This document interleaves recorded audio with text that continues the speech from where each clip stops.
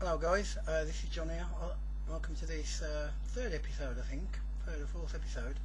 And I thought this time, I'd like to talk to you about Ouija boards and the use of Ouija boards.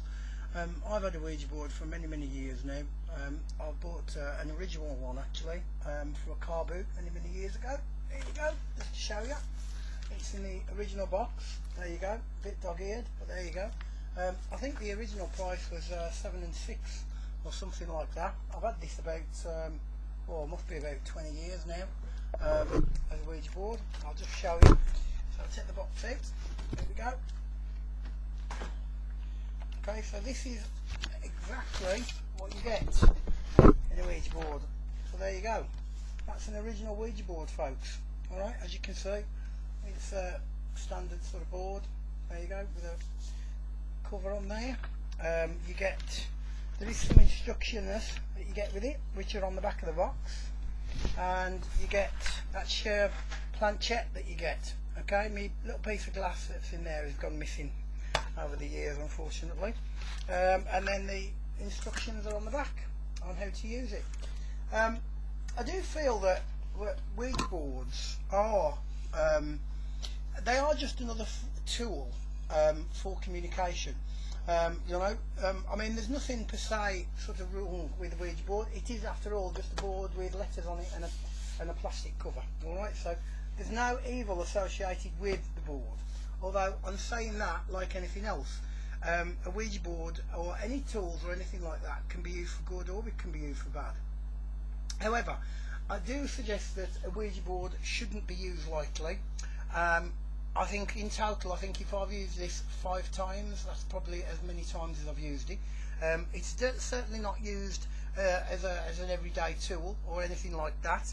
And I would certainly recommend that you don't use one unless you know exactly what you're doing and that sort of thing. I bought this more as a memorable item, really, as a keepsake rather than to use, but I have used it, as I said.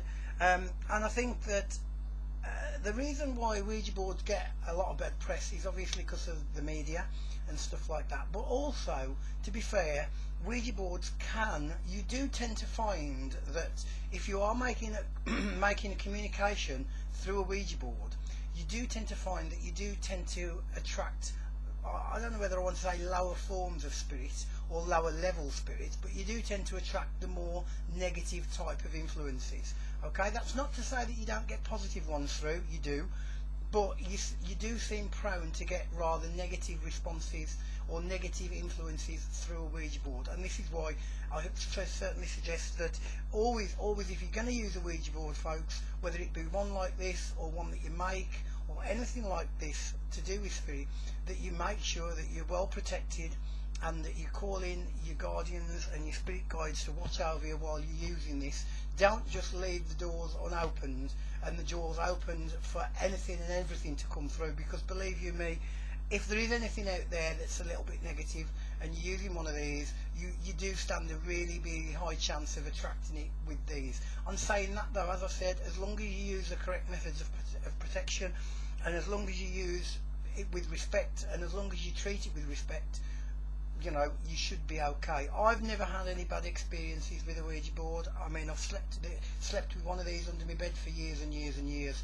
So I've never ever had any bad experiences whatsoever. If there has been on the occasion that I've used it and there has been negative influences come through, you can quite easily get rid of them and goodbye and that sort of thing, and they're gone.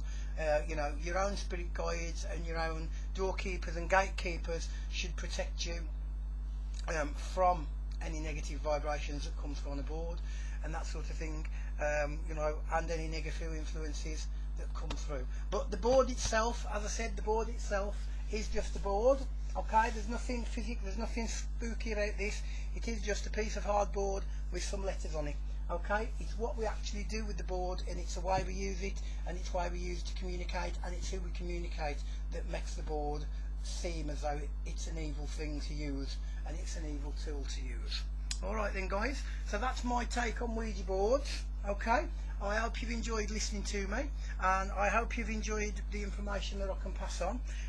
Please bear in mind, as I said, only to be used in the correct environment, okay, and certainly not to be used, and certainly I don't recommend it to be used on a daily basis. As I said, I've had this 20 odd years and I've used it probably 4 or 5 times, okay.